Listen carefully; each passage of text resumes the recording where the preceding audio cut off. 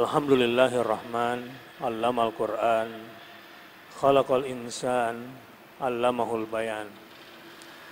Asyhadu an la ilaha illallah wa asyhadu anna Muhammadar Rasulullah. Allahumma shalli ala Muhammadin wa alihi wa sahbihi ajma'in. Allahumma shalli ala Muhammad wa ala alihi wa ashabihi ajma'in wa ba'd.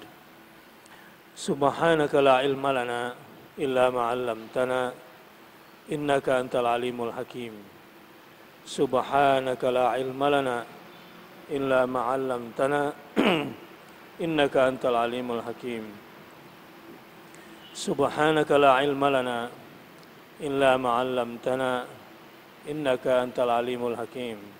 Rabbi zidni ilma.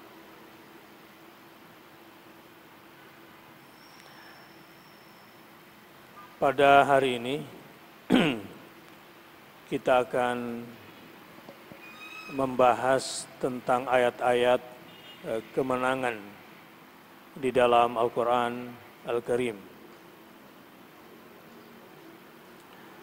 Dan sebagai kasus untuk menangnya, saya akan coba banyak angkat ayat-ayat kemenangan dalam peristiwa Badar, perang Badar Kubro, Badar besar, yang jumlah pasukan muslimin 313 orang ini sesungguhnya sedang dalam kondisi tidak siap tempur.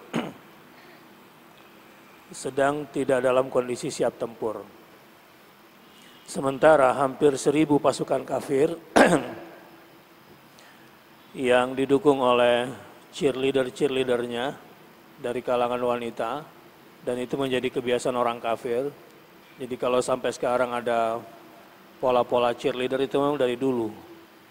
Menjadi kebiasaan bangsa Quraisy, dalam setiap peperangan itu selalu disertai oleh perempuan. Karena mereka tidak bisa mengendalikan syahwatnya. Sama saya kira sampai zaman sekarang. Sampai zaman sekarang, tentara-tentara yang berbulan-bulan juga harus didatangkan cheerleader untuk menservis mereka lahir batin. Itulah perbedaannya perwira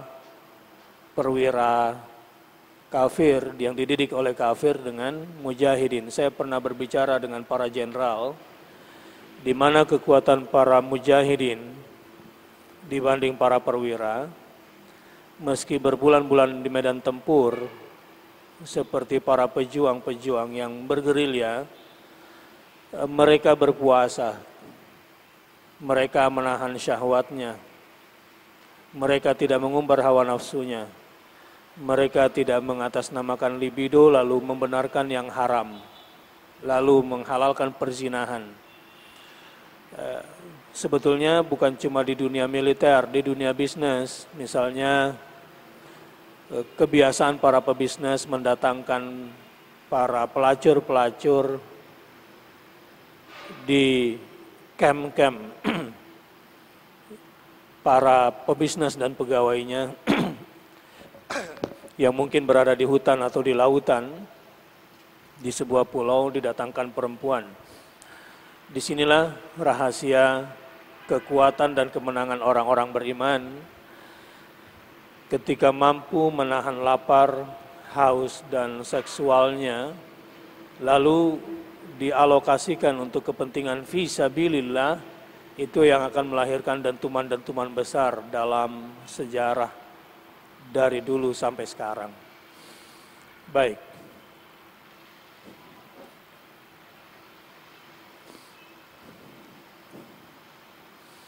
Di dalam kisah Perang Badar sebetulnya latar belakangnya begini.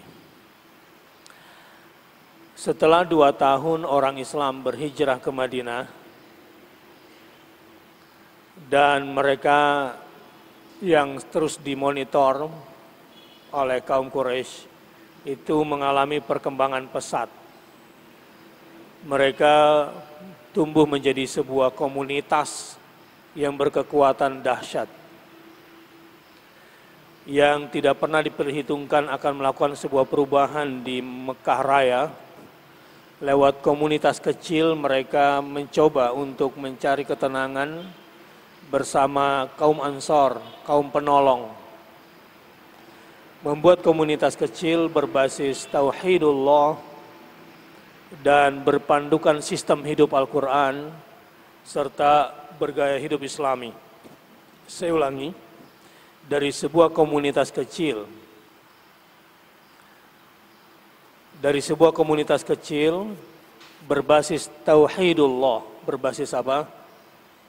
Tauhidullah, bersistem hukum pada Al-Quran dan bergaya hidup Islami.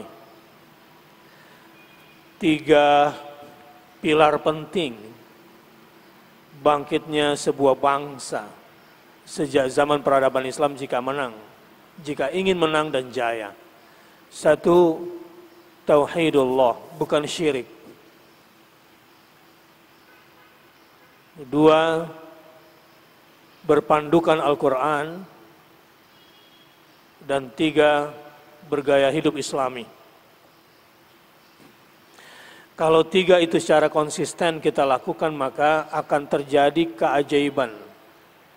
Menjadi tidak penting kata mustahil untuk ditempuh.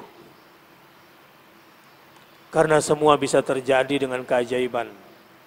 Jamaah rahimakumullah, saya berharap kaji-kaji tadabbur kita yang bertujuan membangkitkan peradaban Quran, peradaban Islam di Indonesia ini, jangan khawatir. Meski baru bermula dengan komunitas-komunitas kecil, tapi dengan la ilaha illallah Muhammadur Rasulullah, kita bisa bangkit. Bapak-bapak dan ibu-ibu siap memulai dari komunitas berbasis tauhidullah? Siap? Kayaknya nggak siap ini, karena tidak ada reaksi. Siap membangun komunitas berbasis tauhidullah?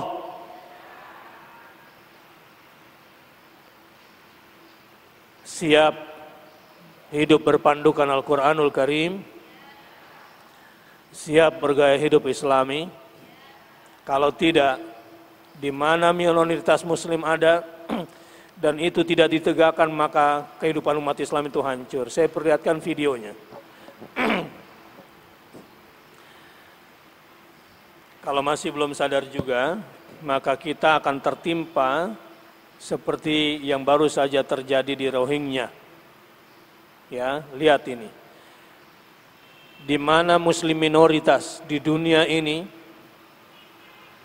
di mana minoritas Muslim tidak tegakkan la ilaha illallah, tidak menjadikan Al-Quran sebagai sumber, dan tidak bergaya hidup Islami, selamat seperti yang terjadi pada saudara kita di Rohingya di Myanmar ini.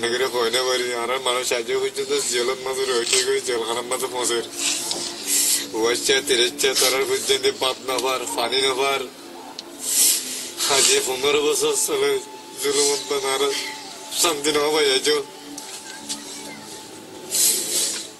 At the end of a jetty on the coast of Bangladesh, the sound of misery rises up above the wind and the waves. 140 men and boys Tirta minta tambah soundnya. Coast Guard. They're Muslims. In Burma, and they're pleading and praying for their lives. Oh Allah, save us, they cry. But the officers aren't listening. After weeks of violence in northwest Burma, ini dikutip dari Al Jazeera yang bahasa Inggris. Called the Rohingya are trying to flee, but no one wants them. An officer takes photos. His colleagues hand out water and a packet of rice, and then they order the group back out to sea.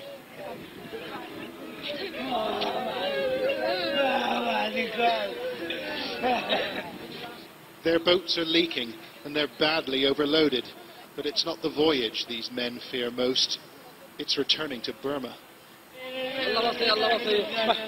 They'll kill me, says this man. An officer from the Coast Guard replies, Allah will save you. now go back. In Burma's Rakhine state, the fires have been burning for weeks. Homes have been razed and lives taken by hate-filled mobs. Ethnic Buddhists and the minority Muslims blame each other for the violence, but the facts are hard to come by. International NGOs have pulled their staff out, too dangerous, they say, while Burma's government won't let independent observers in. Right now, the situation we're looking at right now on the ground is it's very, very difficult to get an accurate picture of what's actually going on. Information is scarce, but our camera team found people willing to talk. Rohingya refugees who'd made the crossing to Bangladesh, avoiding army patrols and the Coast Guard too. Some are hiding in farmers' shacks, and others have been taken in as sympathetic locals. Our team spoke to one traumatized family not far from the coast. They told us they had suffered greatly in Burma. My sisters, brothers and other relatives were burnt alive. They burnt my own children. We couldn't bear it anymore, so we came to Bangladesh. The Coast Guard turned us back 3 times, and we floated at sea for 4 days and 4 nights. And then we managed to sneak in. 3 of our children were burned to death in Burma. Another 2 died in the boat getting here. Like other Rohingya refugees, members of this family told us that policemen and members of the military in Burma took sides, participating in attacks on Muslims. Muhammad Islam says he saw a Burmese helicopter attack boats packed with refugees. There were 3 boats together when we set off, and another 3 followed us. The 3 boats that lagged behind were attacked by a helicopter and caught fire. He thinks almost 50 people were killed, although Burma has denied the allegation. The helicopter was circling in the sky. We saw something reddish fall on the boats, and instantly they exploded into flames. 300,000 Rohingya already live in Bangladesh, many in this desperately overcrowded refugee camp.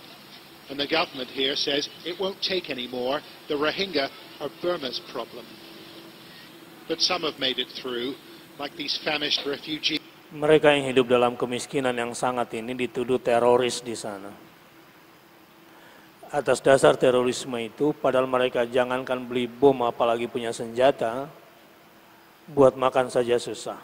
Mereka adalah penduduk yang tidak diakui legalitasnya di sana. Padahal Arakan, tanah tempat mereka tinggal, itu sudah lebih dulu mereka tempati sebelum kaum Buddhis di Burma ada. Aung San Suu Kyi yang disebut sebagai tokoh demokrasi juga tidak mengakui dia. Saya ingin katakan, satu-satunya dosa mereka, kenapa mereka Muslim, hanya itu. Dosa mereka adalah sebagai Muslim. Meski ini memang persoalan etnis yang tidak sesederhana itu yang saya gambarkan, tetapi bagaimanapun juga yang menjadi mayoritas korbannya adalah umat Islam di sana. Ini coba panitia, ini suara tidak terdengar, suaranya tidak terdengar. Cepat bergerak Tommy, minta soundnya cepat.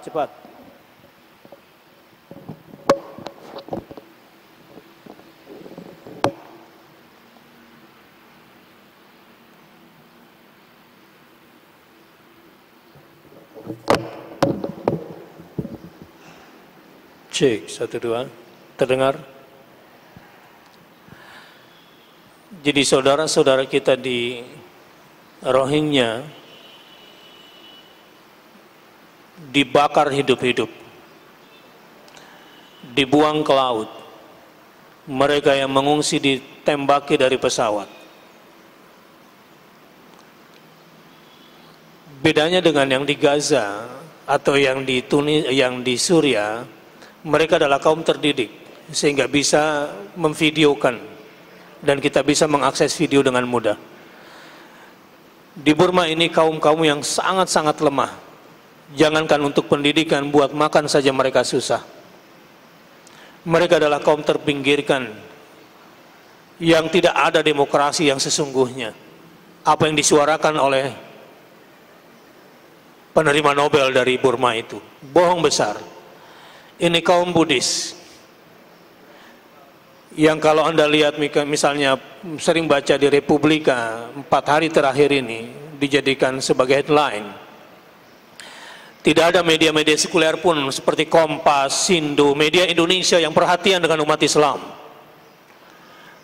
TV-TV sekuler tidak memberitakan itu. Sehingga umat Islam yang tidak mengkonsumsi berita dari orang Islam, yang saya sudah lama tidak mau percaya kepada televisi dan koran-koran sekuler, karena kami sudah punya jaringan berita sendiri di online dan di offline. Di sini atas nama Forum Indonesia untuk Dunia Islam, di mana saya ditunjuk sebagai salah satu presidium, ingin menghimbau kepada umat Islam, selama kita tidak berpegang kepada Tauhidullah dan tidak menjadikan Al-Quran sebagai sumber informasi dan tidak bergaya hidup Islami dan loyal kepada produk-produk Islam, selama itu pula kita akan diombang-ambingkan oleh opini publik. Sampai hari ini Kementerian Luar Negeri hanya bergerak pada level diplomasi. ASEAN konon hanya menjadi lembaga arisan dalam urusan ini. Bahkan OKI juga baru akan adakan sidang akhir Agustus ini. Sementara pembantaian kemanusiaan sudah luar biasa. Sampai hari ini tim-tim relawan kami masih belum bisa mendapatkan visa untuk masuk ke sana. Dan untuk saat ini lebih susah masuk ke Myanmar daripada masuk ke Gaza. Kita lanjutkan filmnya.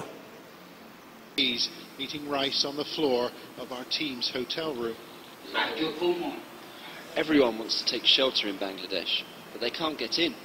The police are everywhere. Mr. Shakur painted a distressing picture of his hometown, of residents and neighbours consumed by hate and bloodlust. They slashed our children. They put a sharp sword on the ground. They held infants above the sword and let the infants fall on it. They killed the babies that way. Did you see this happen? We asked him. Yes, I did.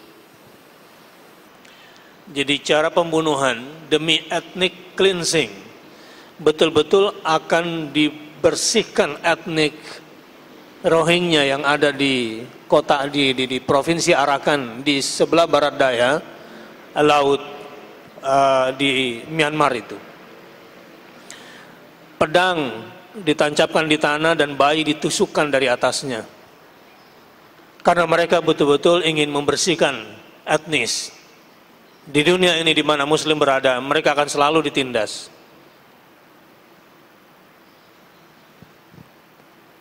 I saw it with my own eyes. They are shocking allegations, but is anyone prepared to listen? Burma's opposition leader, Aung San Suu Kyi, was feted in Europe for her stand against the country's military leaders. San Suu Kyi But she chose not tidak to speak mengakui up for the Rohingya last week. Muslim Rohingya sebagai penduduk legal Burma. We don't know what happened to Entah the men apa and yang boys membutakan matanya. killed on the jetty in the Bangladeshi town of Teknaf. A local contact said 5 of the boats pushed back into the sea had disappeared by the next morning. But like much of the testimony we've heard, we've been unable to verify it. It's a catastrophe for a little-known group of people that nobody seems to want. Only dialogue and generosity and human decency will prevent further loss of life.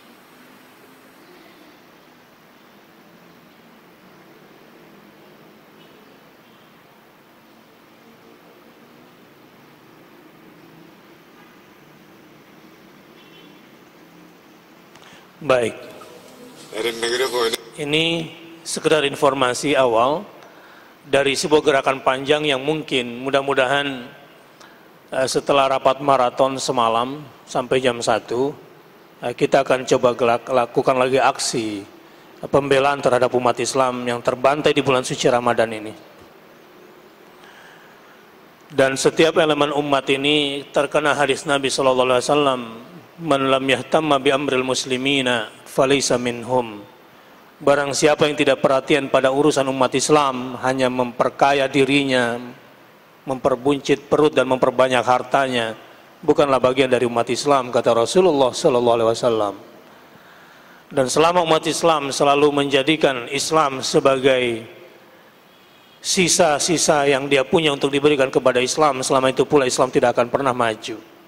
Mudah-mudahan jemaah yang ada di sini tidak menjadi pendusta agama, mengaku sudah mengaji, mengaku sudah salat, sudah qiyamul lail, sudah puasa, sudah sering umroh dan haji. A'udzubillahi minasyaitonir rajim. Bismillahirrahmanirrahim. Ara'aital ladzi yukadzibu biddin? Tahukah kamu siapakah pendusta agama sekaligus pendusta hari pembalasan itu? Fadzalikal ladzi yad'ul yatim. Mereka lah orang-orang yang menghardik anak yatim. Itulah para pendusta agama. Termasuk di dalam hal ini adalah yatim-yatim sosial. Indonesia ini dari populasi, piramida populasinya terbanyak orang miskin. Masyarakat menengah umat Islam di Indonesia tidak memahami bahasa orang miskin. Batin kelas menengah orang di Jakarta ini tumpul memahami pola komunikasi orang-orang miskin. Karena mereka telah terjangkit ideologi materialisme, karena mereka telah berpegang kepada sistem hidup kapitalisme seperti yang mereka terapkan dalam transaksi bisnis maupun perbankan mereka. Gaya hidup menengah orang-orang Islam di Jakarta sudah seperti kaum hedonis. Ini yang membuat kemudian susah mendapatkan pemimpin muslim yang komit kepada Islam di Indonesia, karena mayoritas umat Islam memang sedang terjangkit 3 penyakit besar itu. Secara ideologis kita terserang penyakit materialisme yang mengukur segala keberhasilan, kemuliaan, barometernya adalah materi. Sebagian besar kita menganggap bahwa yang berkuasa adalah yang punya uang, yang berhak menentukan kebenaran adalah yang punya materi. Seperti yang terjadi dari setiap PT, yang paling besar sahamnya dialah penentu kebenaran, di situ pengambil keputusan sesungguhnya. Kapitalisme. Pemilik modal boleh berlaku apa saja, seperti ibu rumah tangga yang boleh melakukan apa saja terhadap pembantunya karena dia merasa telah membayar. Tanpa disadari, orang-orang Islam di Indonesia ini memang ibadah kelihatannya salat, tetapi sistem hidupnya bukan Islam. Sistem hidup yang mereka pakai adalah sistem kapitalisme. Tanpa disadari, orang-orang Islam di Indonesia ini sebetulnya sudah terjangkit penyakit berbahaya yang bernama al-wahan. Banyaknya kalian tapi tidak berkualitas. Asobakumul wahan. Kalian terserang penyakit wahan, kata Rasulullah. Kalian banyak, tapi antum gusaun ka gusa'is sail. Walau populasi kalian lebih banyak, terbanyak, mayoritas, tapi kualitas kalian seperti buih di atas lautan. Sahabat bertanya, kenapa itu ya Rasulullah? Kenapa kualitas kami seperti ini di Indonesia? Ini kira-kira begitu pertanyaannya. Asobakumul wahan. Kalian terserang penyakit berbahaya yang bernama wahan. Mal wahnu ya Rasulullah? Apa penyakit wahan itu ya Rasulullah? Hubbud dunya wa karahiyatul maut. Cinta dunia dan takut mati. Cinta dunia dan takut mati. Cinta dunia dan takut mati. Itu yang sebetulnya yang ada di dalam tubuh kita dengan 3 komponen tadi: ideologi materialisme, gaya hidup kapitalisme, sistem hidup kapitalisme, dan gaya hidup hedonis. Semoga Allah Subhanahu wa taala keluarkan kita dari status pendusta agama. Amin ya rabbal alamin. Semoga Allah Subhanahu wa taala gerakkan hati kita untuk keluar dari status pendusta hari pembalasan. Siapakah mereka pendusta agama sekaligus pendusta hari pembalasan? Fadzalikal ladzi yad'ul yatim. Adalah orang-orang yang menghardik anak yatim. Lihat pengungsi Bangladesh, pengungsi Burma yang ada di Aceh, yang putus jari jemarinya. Lihat pengungsi yang ada di Riau, yang kemarin di Bogor kemudian kabur karena tidak jelas statusnya. Umat Islam tidak begitu perhatian terhadap umat Islam. Wala yahuddu ala ta'amil miskin. Pendusta agama sekaligus pendusta hari pembalasan adalah yang tidak menganjurkan memberi makan kepada orang miskin. Sejak siang bulan puasa yang dia pikirkan perutnya sendiri dan tenggorokannya sendiri dan keluarganya. tidak berpikir makanan enak apa yang harusnya saya berikan kepada orang fakir dan miskin, makanan sederhana apa yang harusnya aku nikmati sore ini, dan betapa nikmatnya memberi buka kepada orang lain baru kemudian aku bisa memberikannya. Itu sebetulnya sifat mulia yang harus ditanamkan pada keluarga, pada anak-anak, pada generasi. Jauhkan mereka dari hedonisme yang menyebabkan mereka menjadi pecinta dunia dan takut mati.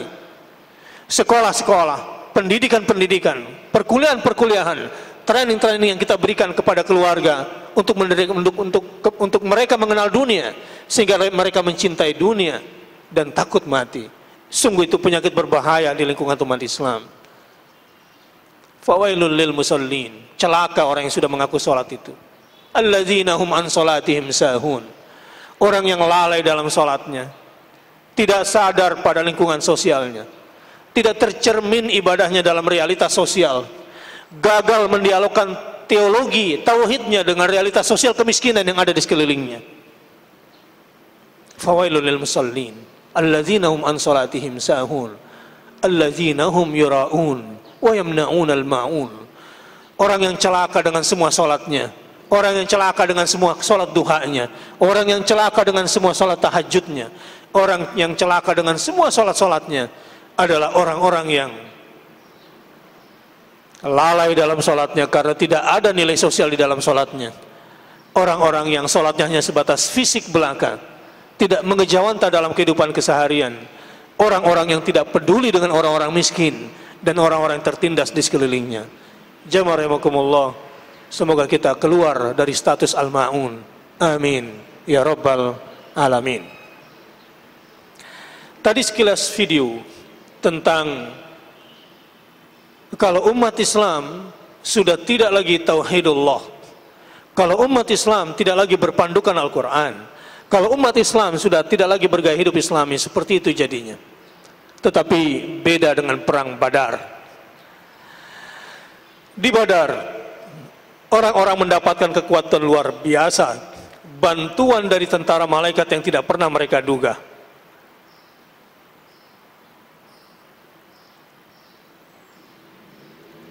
Coba lihat القائمة على يسارهم وجبل المرقاب عن يمينهم حتى وصلوا إلى طريق رحلة.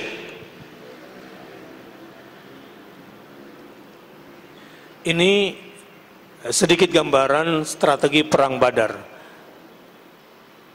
Cuma 2 pasukan berkuda muslim, 700 pasukan berkuda orang kafir, dan 200 pasukan unta mereka, dan 7 pasukan unta orang beriman.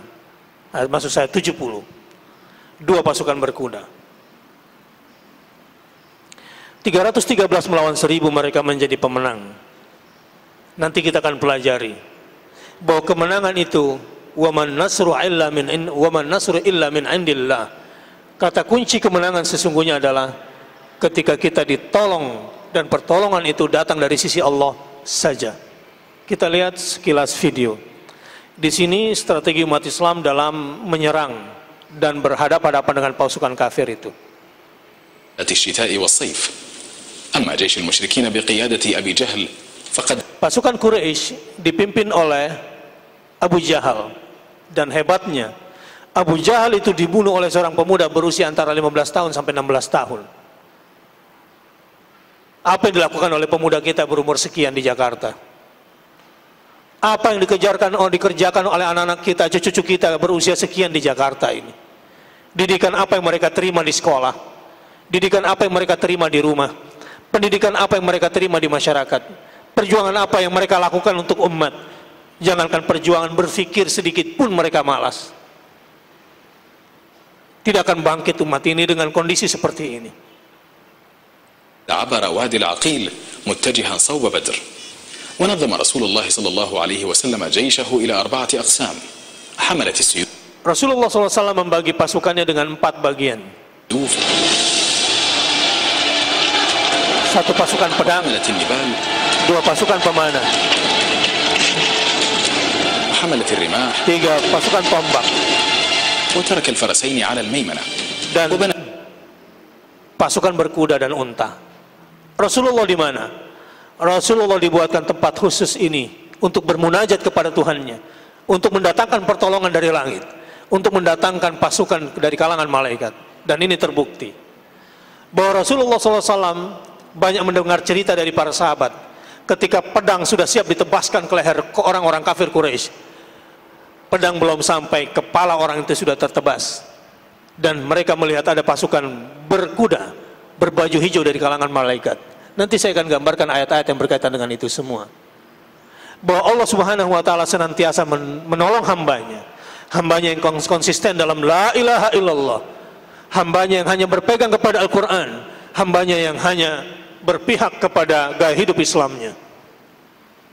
المسلمون عريشا لرسول الله صلى الله عليه وسلم ليرقب ويوجه جيشه، وكان عليه الصلاة والسلام رافعا يديه طالبا من الله النصر ليكون مكان عريشه ومناجاته فيما بعد.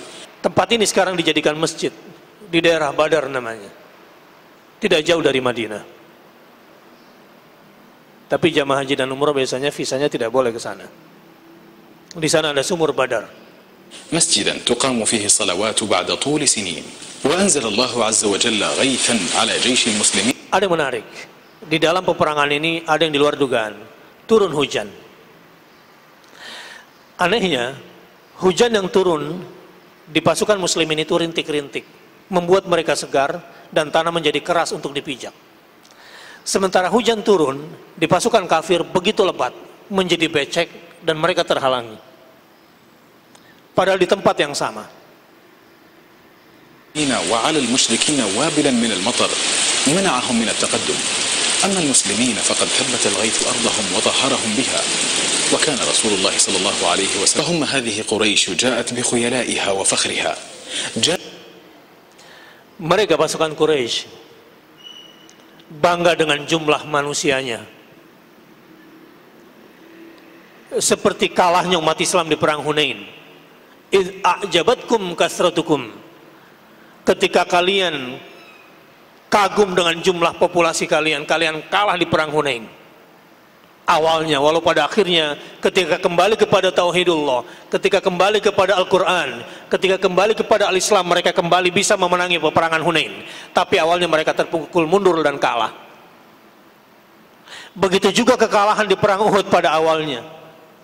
Karena orang-orang Islam terlalu materialisme, mereka diperintahkan untuk tidak turun dari bukit Uhud, tapi mereka turun karena takut tidak kebagian harta rampasan perang, kalah lagi.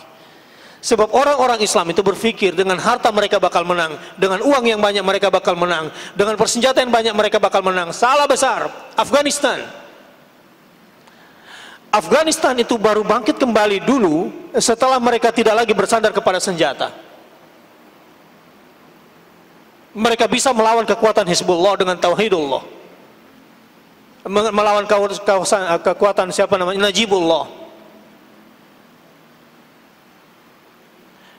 Palestina sejak tahun 1920 sampai tahun 2000-an mereka baru sadar, setelah jutaan manusia terbunuh, setelah amunisi persenjataan tidak berguna, sumbangan umat Islam seluruh dunia tidak berguna kepada mereka, mati dan selalu kalah dan terpojok. Nanti setelah tahun 2000, ketika mereka melahirkan para penghafal Quran, ketika mereka konsisten dengan Al-Quran, ketika mereka betul-betul berpegang kepada hukum Islam, ketika mereka betul-betul bergaya hidup Islam, baru mereka bisa kalahkan pasukan terkuat di muka bumi, Israel pada saat itu, dalam perang 22 hari di Gaza. Tidak ada kekuatan sekuat itu di muka bumi. Tank terhebat di dunia dibuat oleh Israel. Mereka didukung oleh negara-negara kekuat di muka bumi. Tetapi hanya sekelompok kecil orang di Gaza, kam min fiatin qalilah ghalabat fiatan katsiratan biiznillah. Berapa banyak kelompok kecil yang bisa mengalahkan kelompok besar dengan izin Allah Subhanahu wa taala setelah kembali kepada Al-Qur'an. Silakan sekolahkan anakmu supaya dia pandai cari uang. Silakan sekolahkan anakmu supaya mereka pandai bikin senjata. Silakan sekolahkan anakmu supaya mereka punya gedung-gedung tinggi. Percayalah, itu hanya fata morgana di mata Allah Azza wa Jalla. Tetapi jika kembalikan kepada anak-anakmu kepada la ilaha illallah, kembalikan kepada anakmu Al-Quran, kembalikan kepada anakmu gaya hidup Islam, lihat roboh tembok Gaza itu. Hanya sekelompok kecil orang-orang Islam yang berani berjuang menembus Mavi Marmara, menembus lewat daratan, mengumpulkan harta seadanya. Bukan konglomerat, bukan orang-orang hidup mewah, bukan para pejabat negara yang meruntuhkan tembok Gaza itu. Hanya orang-orang sederhana yang punya giroh la ilaha illallah, memberikan sedikit uangnya, memberikan cincinnya, padahal cuma itu yang mereka miliki. Itu yang bisa mendobrak kekuatan kuat di muka bumi ini. Kemarin saya ke KPK, berbicara dengan pimpinan KPK. Loper koran yang untungnya 1.200 rupiah rela memberikan semua keuntungan hari itu untuk saweran gedung KPK. Mereka menangis.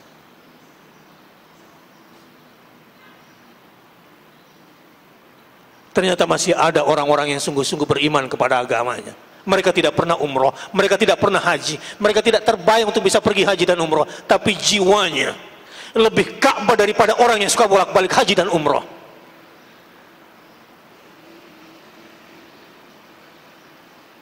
Mereka lebih punya hati.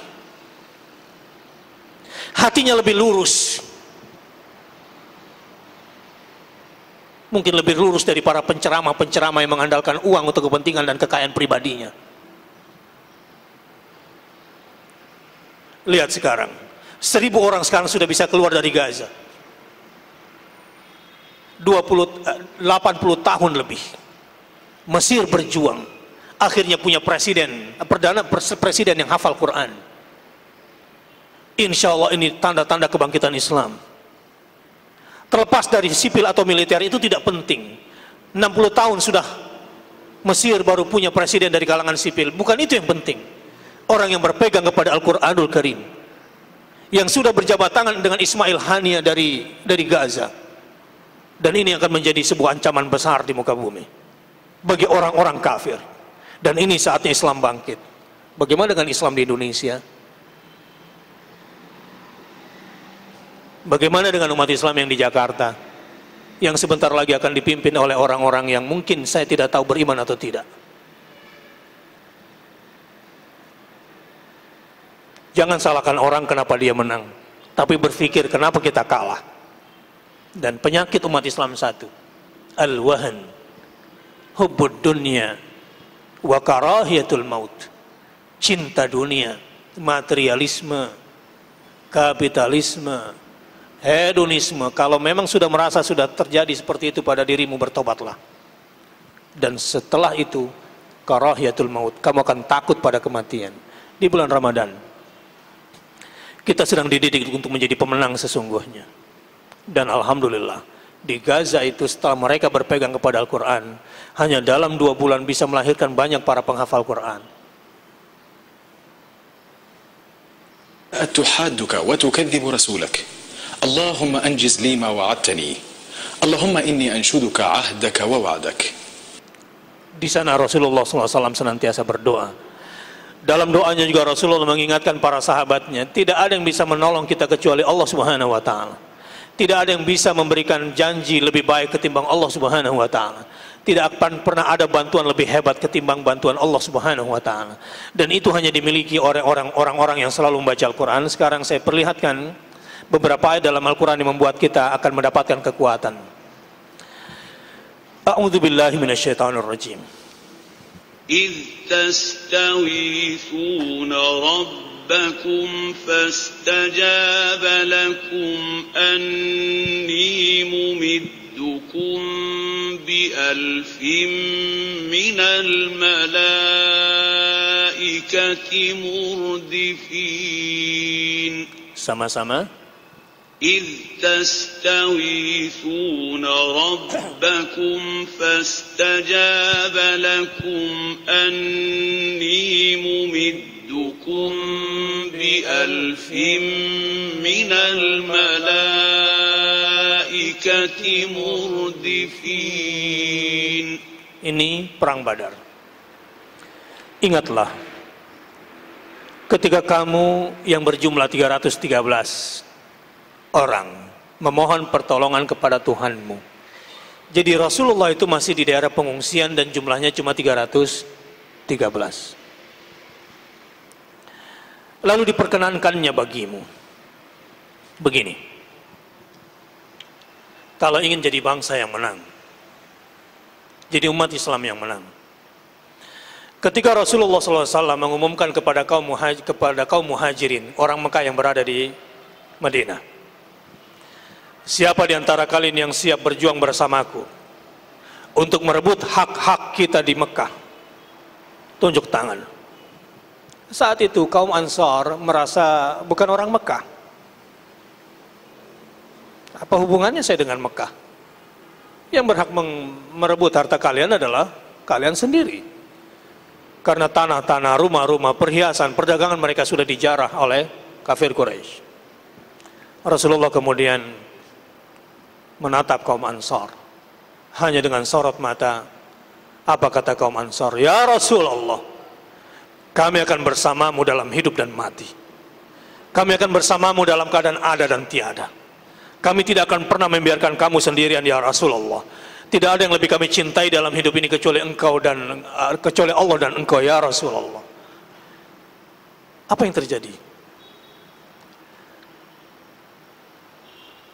Rasulullah SAW bisa menang dengan gemilang ketika usai peperangan ditanya oleh para sahabat, ya Rasulullah, malaikat yang bagaimana yang Allah kirimkan kepada pasukan kita saat terjadi perang Badar? Karena diantara kami ada yang melihat dan ada yang tidak melihat malaikat.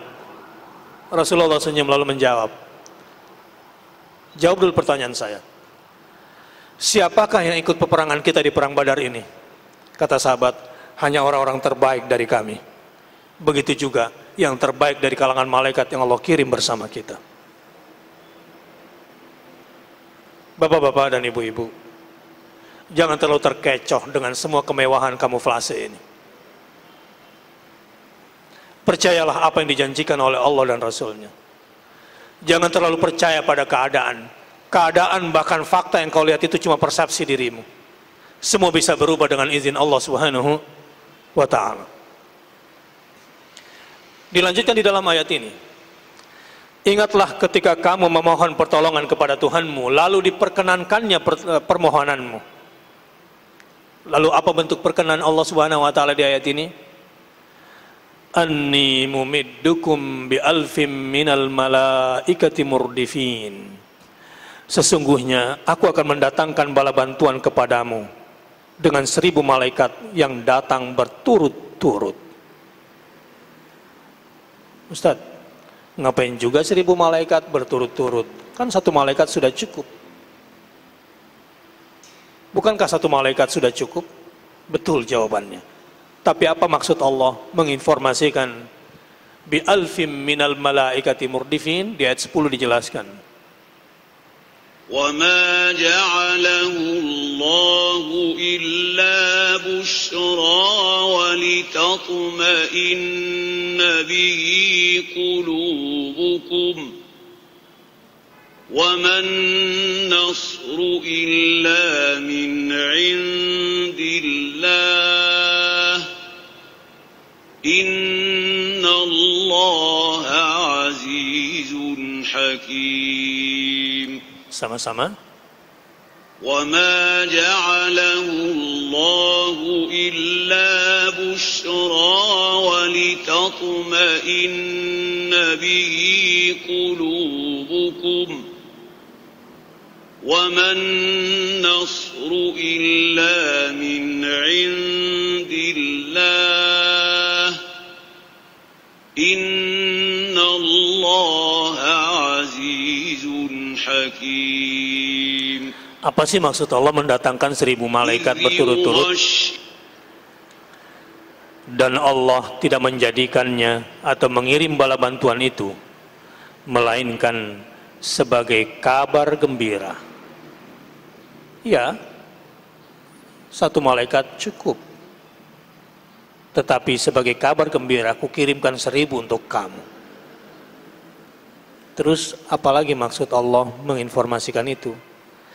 Dan agar hatimu menjadi tentram karenanya. Oh, itu maksudnya. Angka 1000 itu sudah cukup memuaskan logika, terutama otak kiri yang senang dengan menghafal angka. Dan kemenangan itu hanyalah dari sisi Allah. Lihat ayat ini, Tolong dihafal baik-baik. Yang saya tunjuk ini nih. Wa man nasru illa min 'indillah. Sama-sama. Mari kita hafal sama-sama. Wa man nasru illa min 'indillah, yang artinya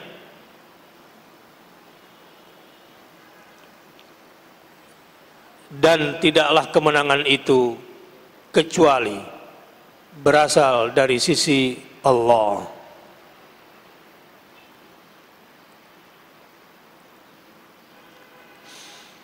Wa ma ja'alahu Allahu illa busyra lakum wa litatma'inna bihi qulubukum. Kudatangkan 1000 berturut-turut itu untuk menenangkan hati kamu, selain sebagai kabar bergembira bagi kamu.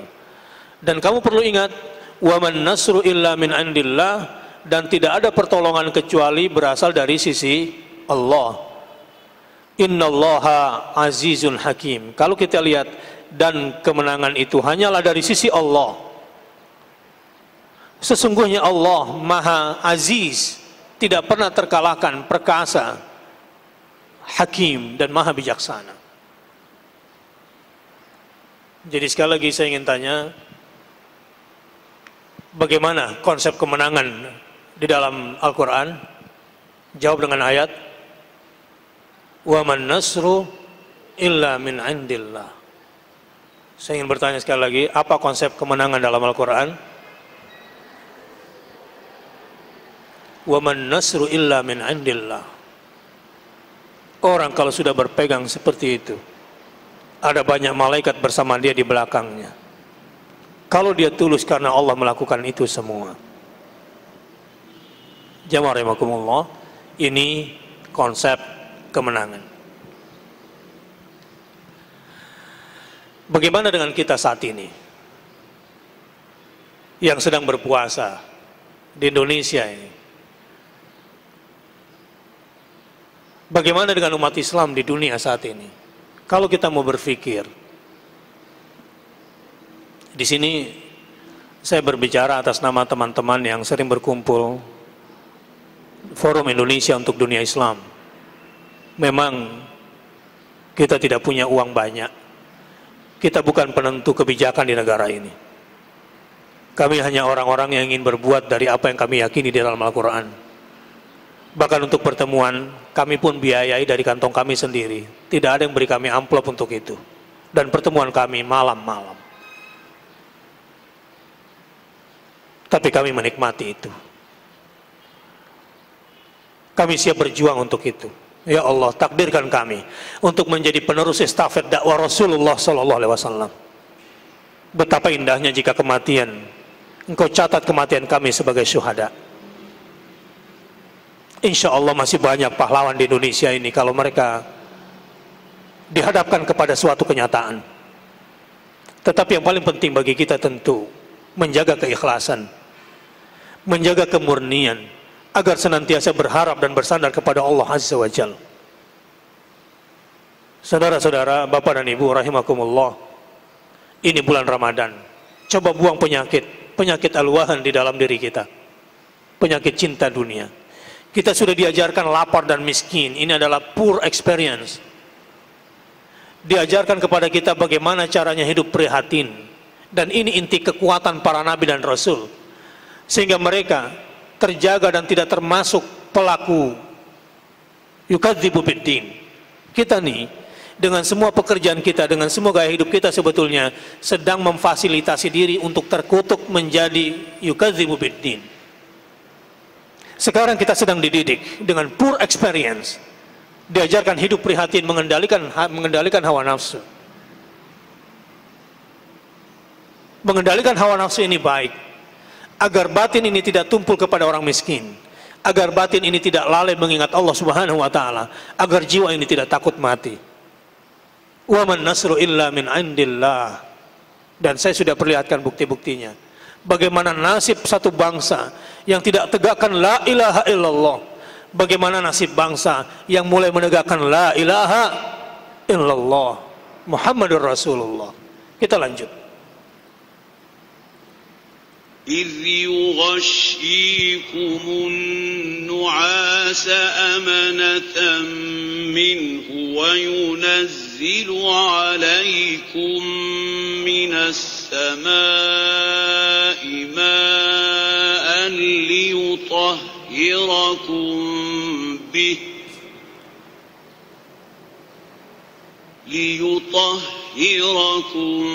به ويذهب عنكم رجز الشيطان وليربط على قلوبكم ويثبت به الأقدام.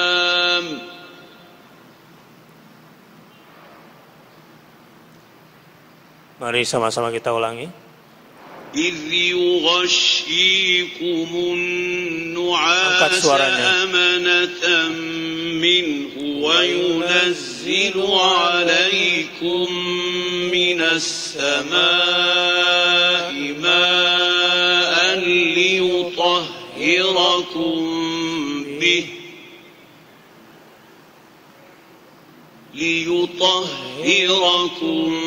به ويذهب عنكم رجز الشيطان وليربط على قلوبكم ويثبت به الأقدام. Normal. Kalau nanti kita dihadapkan di dalam dunia perjuangan, menghadapi kehidupan dengan semua ancaman-ancamannya, kemudian ada rasa takut, itu normal. Sama seperti para sahabat Nabi yang besok akan berperang, malam ini mereka sudah dapat informasi dari tim intelijennya, bahwa pasukan musuh ketika ditanya oleh Rasulullah kepada tim pengintai di depan, lalu ada seorang budak dari Quraisy yang kemudian tertangkap lalu dibawa kepada Rasulullah SAW, ditanya, berapa jumlah pasukan Quraisy? Kami nggak tahu, banyak sekali, karena budak dia tidak bisa menghitung kan, dan dia juga tidak bisa memperkirakan atau memetakan jumlah pasukan Quraisy. Apa kata Rasulullah?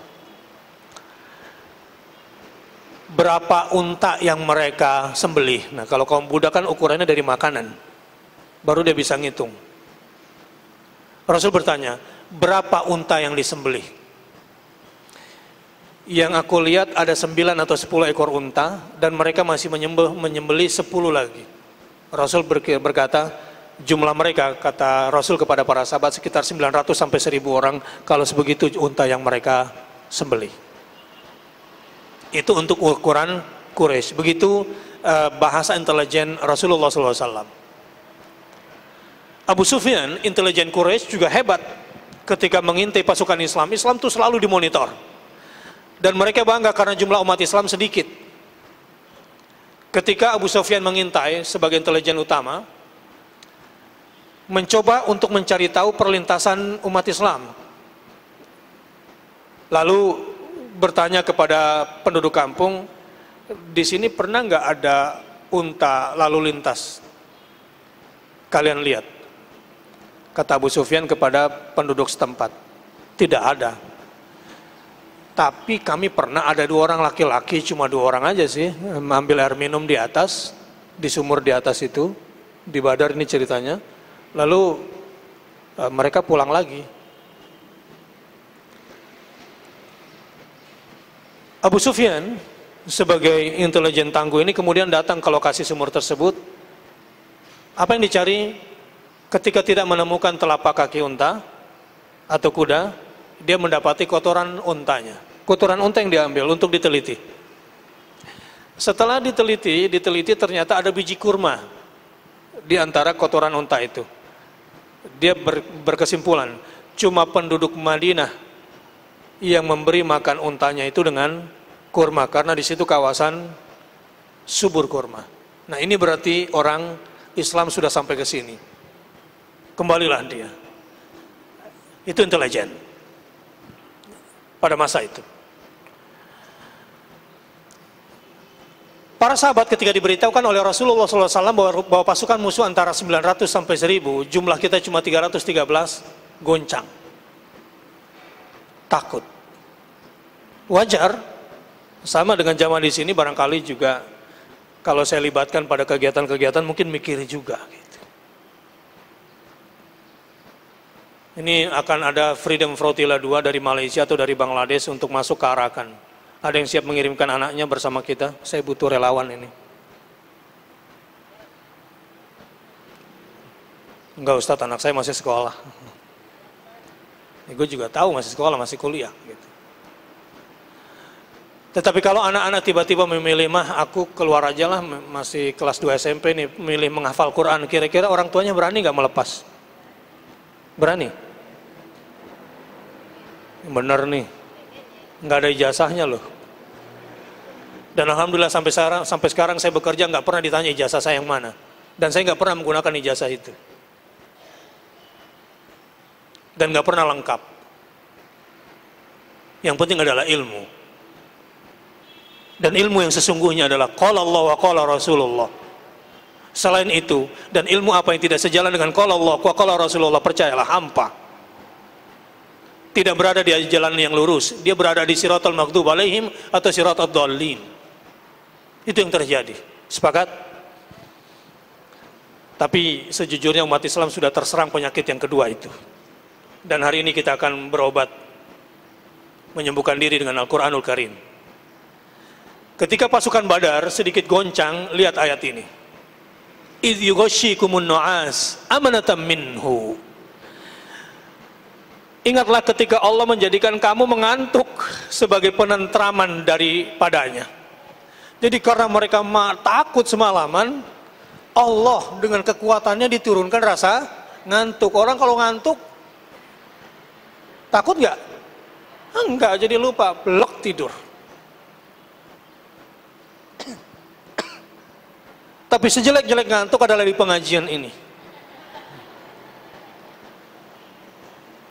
Jadi menjadi jelek sekali wajahnya walaupun sudah dandan dari rumah, sudah mandi gitu ya. Kalau udah ada ngantuk tuh jelek sekali. Apalagi keluar tetesan dikit di sini. Gitu. Sangat mengganggu. Jadi mengantuk di medan juang itu amanah dari Allah Subhanahu wa taala kepada mujahidin Badar. Yang terjadi pada bulan suci Ramadan tanggal 17 Ramadan persisnya tahun kedua Hijriah. Dan Allah menurunkan kepadamu hujan dari langit untuk menyucikan kamu dengan hujan itu. Bayangkan, bukan cuma rasa kantuk, tapi diturunkan rasa segar dengan hujan itu. Beda lagi, hujan kepada orang beriman dengan hujan kepada orang kafir.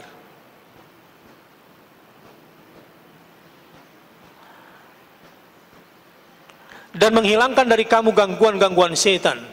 Nggak ada lagi, jangan-jangan gimana ya, kita kan masih punya anak, kita kan aduh gimana ya, ini Rasulullah gimana sih, nggak perhitungkan. Ada tentara di sini Pak, ada mantan, ada veteran. Saya tanya sama laki-laki di sini, 313 kuda 2, unta 70 melawan 1000 pasukan kafir. 700 kuda, 200 onta. Pertanyaan saya, maju apa jangan? 1 banding berapa itu Pak? 1 banding 3. Maju atau jangan? Kalau mengandalkan otak nggak akan pernah menang selamanya.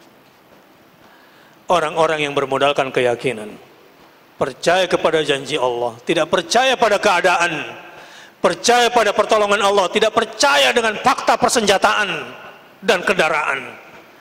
Mereka yang bisa lakukan terobosan-terobosan besar di dalam hidup ini.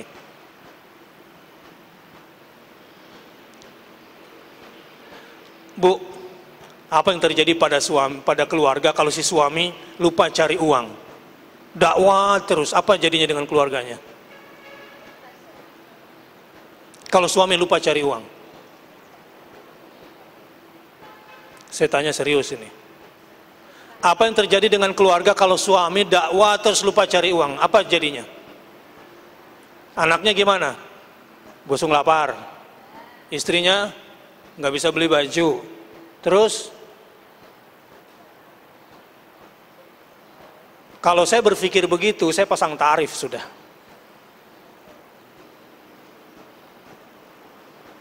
Saya kan pasang tarif, udah jadi bintang iklan barangkali begini, begitu, bintang iklan makanan kucing, roti monyet, iklan apa lagi. Memang berat Ibu, ada ujiannya. Lu kira nggak berdarah-darah apa berdakwah? Ada, tapi nikmat sekali, seperti ahlu Badar. Selalu Allah kirimkan rasa kantuk, udahlah waktunya tidur ya tidur, nggak usah dipikirin. Itu santri-santri saya di Megamendung, 1 bulan biayanya cuma 200.000. Demi Allah, Anda mau menyumbang 200.000 sebulan berarti sudah punya 1 santri. 200.000 sebulan, ya makan, ya pendidikan, ya macam-macam semuanya. Pertanyaan saya, 200.000 buat anak bapak pakai apa itu? Buat anak ibu 200.000 kepake apa ya? Pulsa doang kali ya. Bagaimana kalau disuruh taraweh? Bagaimana kalau disuruh qiyamul lail? Bagaimana kalau disuruh menghafal Quran? Bagaimana kalau disuruh berjuang di jalan Allah Subhanahu wa taala? Coba saya ingin kagetkan saja betapa penyimpangan di dalam keluarga ini terjadi kalau bukan Allah, Quran dan Rasulnya. Tapi alhamdulillah, kalau memang punya anak yang kuat, dikasih makan setiap hari 4 sehat 5 sempurna, saya bisa panggil anak saya di sini fight lawan anak bapak ibu, saya berani. Kita adu tulangnya, adu ototnya, adu keberaniannya. Yang 4 sehat 5 sempurna, bangun tidur, minum susu, malam dirawat, oke, vitamin terjamin, sarana fitness sudah dibelikan, membershipnya di mana misalnya, kolam renang disiapkan. Saya berani panggil anak kemudian kita bertarung, karena pernah saya uji anak itu di pencaksilat Al-Azhar. Mereka baru belajar silat cuma 3 bulan, harus fighting dengan tingkat internasional karena tingkat nasionalnya kalah semua. Tulangnya itu gede-gede, makannya kebanyakan karbohidrat, di luar teori gizi. Silakan datangi, kunjungi ke sana. Gampang disuruh tahajud, gampang sholat 5 waktu, dan keluar dari situ siap berjuang untuk Islam dan agama Allah Subhanahu wa taala. Cuma 200.000, itu yang membuat saya nggak pernah pusing sejak pesantren berdiri sampai sekarang. Waktunya tidur ya tidur, waktunya bangun ya saya kunjungin, nggak nangis mereka itu. Alhamdulillah. Dan itu yang di Merapi, saya menangis demi Allah ketika bulan lalu saya berada di sana. Ketika, berarti kan cucu santri, jadi santri saya tempatkan di sana sudah 2 tahun dan cuma 5 orang. Dingin itu di antara Merbabu Merapi itu dingin. Mereka tuh nggak ada satupun orang dari daerah situ. 50 orang sekarang semua sudah hafal dari 3 dusun itu, juz 29 dan juz 30. Dan suaranya saya dapatkan di antara mereka ada yang sama dengan Imam Masjidil Haram. Dan santri ini harus sambil kuliah ke Yogyakarta 2 jam naik motor, kadang juga macet di jalanan kehabisan bensin. Tapi alhamdulillah sampai sekarang masih hidup, dan santri-santri mereka ikut jambore se-Kabupaten Magelang juara umum. Mereka Laskar Merapi sesungguhnya, bukan yang di buku dan yang difilmkan itu, bukan. Demi Allah saya bersumpah, mereka Laskar Merapi yang sesungguhnya. Tahu modalnya berapa? Kadang-kadang juga cuma 50.000. Dan mereka mau tinggal di sana. Jiwa ini yang hilang dari generasi ini bangsa menjadi bangsa yang lemah. Materialisme, kapitalisme, dan hedonisme, ukuran gak jauh-jauh dari materi. Mau kemana arah umat ini? Susah, sampai sekarang. Pemilik media-media Islam gak mau menceritakan perihal pembantaian di Rohingya, keberpihakan terhadap saudara kita di Damaskus. Hari ini, kalau saya harus penuhi semua, nggak jadi ngajar ini saya harus masuk ke perbatasan Suriah Turki. Agen di dalam sudah siap. Tetapi buat apa saya ke sana kalau saya tidak membawa bantuan buat mereka? Buat apa saya ke Rohingya kalau saya tidak memberikan bantuan buat mereka? Adakah Bapak dan Ibu terpanggil hatinya untuk berbuat buat umat Islam di sana? Nggak tahu. Puasa tinggal puasa, tetapi kadang-kadang pelit masih jalan terus. Tidak ada hubungannya antara puasanya. dengan ibadah sosialnya. Itu yang disebut dengan yukadzibu biddin. Fadzalikal ladzi yad'ul yatim. Lihat ayat ini. Ingatlah ketika Allah menjadikan kamu mengantuk sebagai suatu penentraman daripadanya, dan Allah menurunkan kepadamu hujan dari langit untuk menyucikan kamu dengan hujan itu, dan menghilangkan dari kamu gangguan-gangguan setan, dan untuk menguatkan hatimu dan memperteguh dengannya telapak kakimu.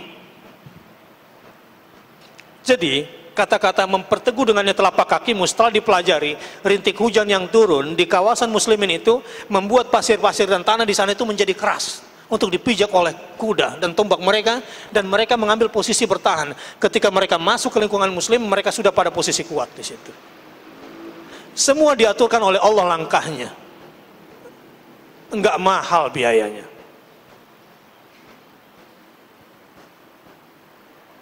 Ada arsitek di sini?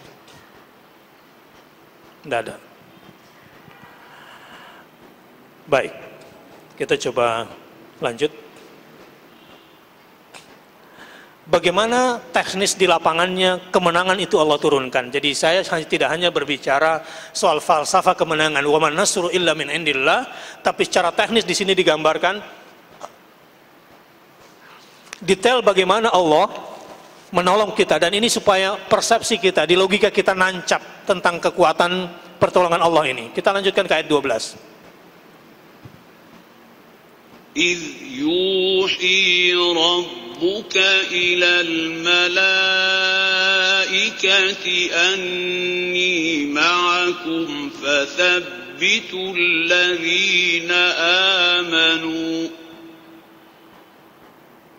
سألقي في قلوب الذين كفروا الرعب فاضربوا فوق الأعناق واضربوا منهم كل بنان. Sama-sama. إذ يوحي ربك إلى الملائكة أني معكم فثبتوا الذين آمنوا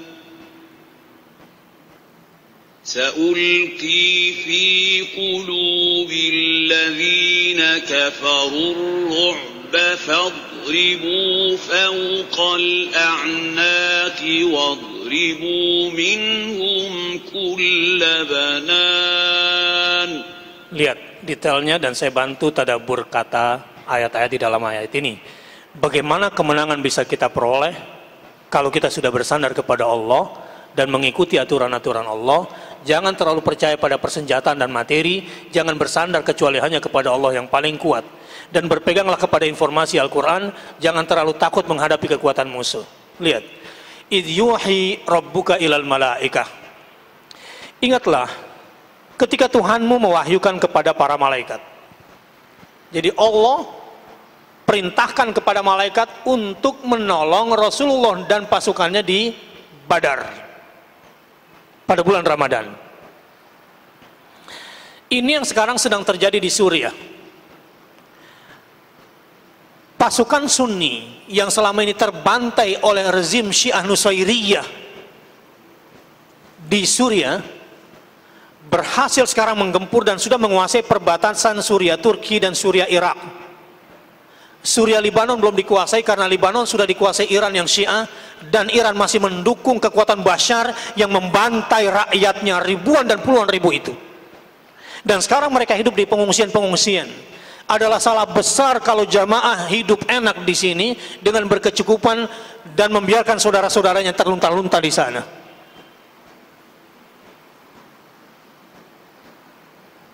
Jadi saya berpikir sebetulnya enak juga kalau saya umroh sampai Idul Fitri dan kemudian saya berada di Masjidil Haram memperkuat keimanan dan baca Quran. Tapi rasanya umroh yang bisa dikerjakan 4 jam kenapa harus berlama-lama sementara saudara saya yang di sana merasa kesulitan. Jadi mungkin kalaupun saya berangkat umroh bersama jamaah akan mohon izin seperti tahun lalu. Saya tidak selesaikan bersama jamaah karena harus berada di Jordania dalam Global March to Jerusalem. Mungkin tahun ini saya juga harus berada di perbatasan. Ingin bukan hanya sebatas kemanusiaan, tetapi bagaimana saudara-saudara muslim ini. Dan tidak ada yang indah di dalam hidup ini kecuali berjuang di jalan Allah Subhanahu wa taala. Semoga Allah anugerahkan kekuatan itu kepada kita semua. Kadang kita enggak begitu. Kul in kana aba'ukum wa abna'ukum. Katakanlah jika bapak-bapakmu, anak-anakmu. Terus lupa ayatnya. Ada 5 dari manusia, 4 dari harta. Lebih kamu cintai ketimbang Allah, Rasulnya, dan berjuang di jalan Allah. Tunggu tanggal penyesalan dan kehancuranmu.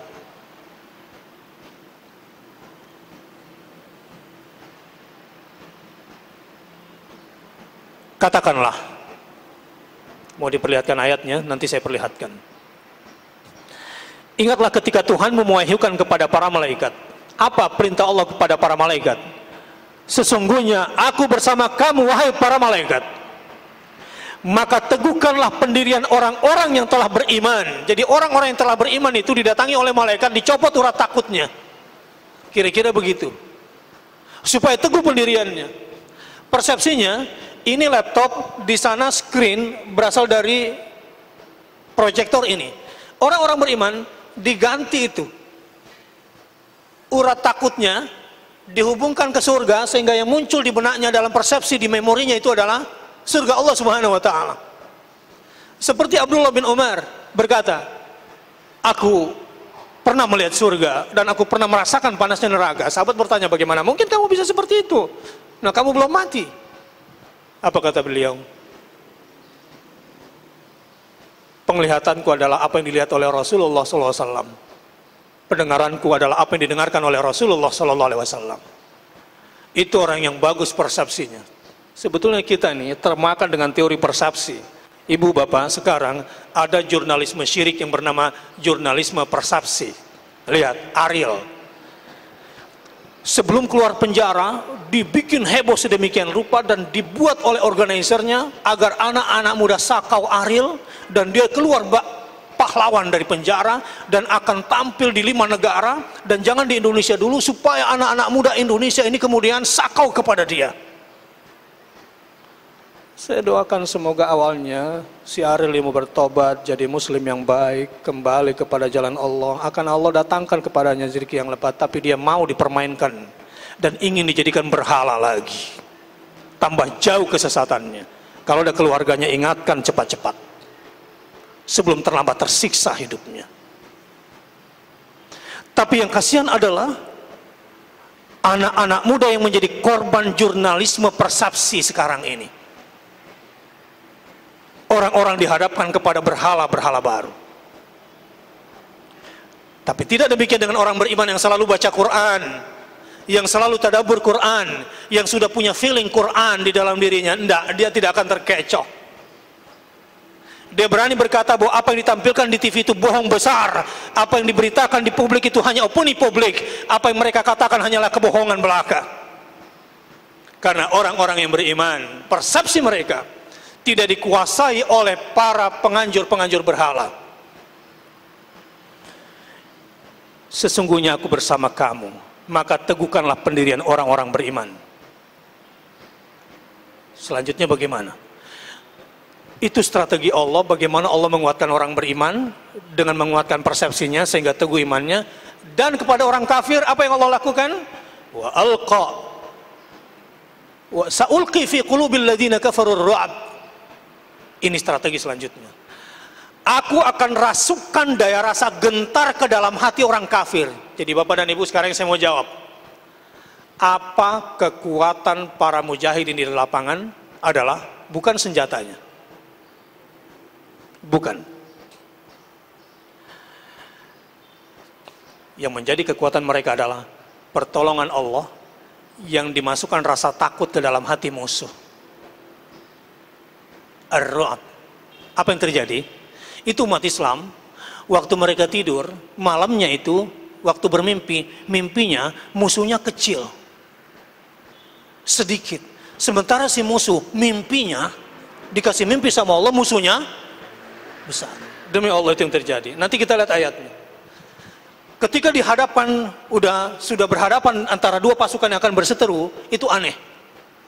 Muslim melihat pasukan kafir yang begitu banyak menjadi kecil di matanya. Sementara si kafir yang pasukannya banyak melihat Muslim kok menjadi besar dan banyak kelihatannya. Siapa yang memainkan itu semua? Allah, seperti terhipnotis. Sesederhana itu hidup ini. Lihat bagaimana para pezina tertarik dengan perzinahan. Lihat bagaimana koruptor tertarik pada materi. Dia tidak tahu hakikat dari semuanya itu hanyalah sebuah kebusukan dan racun belaka. Lihat bagaimana para ustadz yang menakar keberhasilannya dengan berapa tarifnya. Lihat orang-orang yang sudah materialisme ini semua. Kasihan. Kasihan. Yang mengukur semuanya dengan materi. Begitu cara Allah memberikan kekuatan kepada orang beriman. Kita lanjutkan. Kelak akan aku jatuhkan rasa ketakutan ke dalam hati orang-orang kafir. Maka penggalah kepala mereka. Sebelum pasukan muslim itu penggal lehernya kaum kafir, sudah jatuh kepalanya para malaikat yang bekerja itu. Dan di ayat itu dilanjutkan, dan pancunglah tiap-tiap ujung jari mereka. Tas terputus itu, malaikat yang bekerja. Semua di luar dugaan. Allah menolong hamba-hambanya. Wa man nasru illa min indillah. Ini janji Allah di dalam Al-Quranul Karim. Kenapa mereka diperlakukan seperti itu oleh Allah Subhanahu wa taala? Dzalika bi annahum syaqqullaha wa rasulahu وَمَنْ يُشَاقِقِ اللَّهَ وَرَسُولَهُ فَإِنَّ اللَّهَ شَدِيدُ الْعِقَابِ. Ketentuan yang demikian itu adalah karena sesungguhnya mereka menentang Allah dan Rasul-Nya. Dan barang siapa yang menentang Allah dan Rasul-Nya, maka sesungguhnya Allah amatlah keras siksaannya. ذَلِكُمْ فَذُوقُوهُ وَأَنَّ لِلْكَافِرِينَ عَذَابَ النَّارِ. Itulah hukuman dunia yang ditimpakan atas kamu, wahai orang-orang kafir. Maka rasakanlah hukuman itu. Sesungguhnya bagi orang-orang yang kafir itu adalah azab neraka. Sekarang kita lihat bagaimana strategi menang berhadapan-hadapan dengan musuh, agar pertolongan Allah senantiasa datang seperti ayat-ayat di atas. Lihat ayat 15. Ya ayyuhalladzina amanu idza laqitumul ladzina kafaru zahfan fala tuwalluhumul adbar. Hai orang-orang yang beriman, apabila kamu bertemu dengan orang-orang yang kafir yang sedang menyerangmu, maka janganlah kamu membelakangi mereka, jangan mundur. Tadi saya tanya, 313 lawan 1300 lawan 1000, mundur atau jangan? Jangan percaya pada keadaan, jangan percaya pada fakta persenjataan. Maju kata Allah, karena ketika kita bersama Allah dan yakin pada kebenaran, Allah pasti tolong kita. Sebab kalau mundur apa risikonya? وَمَنْ يُوَلِّهِمْ يَوْمَئِذٍ دُبُرَهُ إِلَّا مُتَحَرِّفًا لِقِتَالٍ أَوْ مُتَحَيِّزًا إِلَى فِئَةٍ فَقَدْ بَاءَ بِغَضَبٍ مِنَ اللَّهِ وَمَأْوَاهُ جَهَنَّمُ وَبِئْسَ الْمَصِيرُ. Barang siapa yang membelakangi mereka atau mundur di waktu hari itu, ketika akan terjadi pertempuran, bagi laki-laki 1 lawan 2 mundur atau 1 lawan 3 mundur, kecuali berbelok untuk siasat perang atau hendak menggabungkan diri dengan pasukan yang lain, itu dibenarkan. Tapi kalau tidak karena 2 alasan itu, maka sesungguhnya orang itu kembali dengan membawa kemurkaan laknat dari Allah, dan tempatnya ialah neraka jahanam, dan amat buruklah tempat kembalinya mereka. Na'udzubillah min dzalik. Saya ingin cukupkan dengan beberapa kesimpulan. Satu, wa man nasru illa min indillah. Sama-sama kita ulangi. Yang namanya kemenangan dan pertolongan itu hanya datang dari Allah, bukan dari manusia, bukan dari senjata, bukan dari uang, apalagi harta benda. Tidak. Yang kedua, apa yang menyebabkan kita kalah sekarang adalah asabakumul wahan. Kita sudah terserang penyakit wahan. Apa itu wahan? Hubbud dunya wa karahiyatul maut. Cinta dunia dan takut mati. Inilah persoalan kita sekarang. Yang ketiga, sekarang sedang tidak bersatu. Padahal yadullahi mal jamaah. Pertolongan itu hanya datang kepada orang yang berjamaah, orang yang bersatu. Kita tutup dengan doa kafaratul majlis. Subhanakallahumma wa bihamdika asyhadu an la ilaha illa anta astaghfiruka wa atubu ilaik. Dan jamaah rahimakumullah yang ingin membantu perjuangan saudara-saudara, ini ada amplop lazis, ya, tolong dibantu, walaupun berzakat di mana-mana, adalah setidaknya yang dialokasikan pengajian ini. Nanti setelah Ramadan akan ada kita pengajian lagi, kita coba lebih tertibkan lagi per kelompok nanti. Kita persaudarakan supaya lebih konsisten. Wassalamualaikum warahmatullahi wabarakatuh.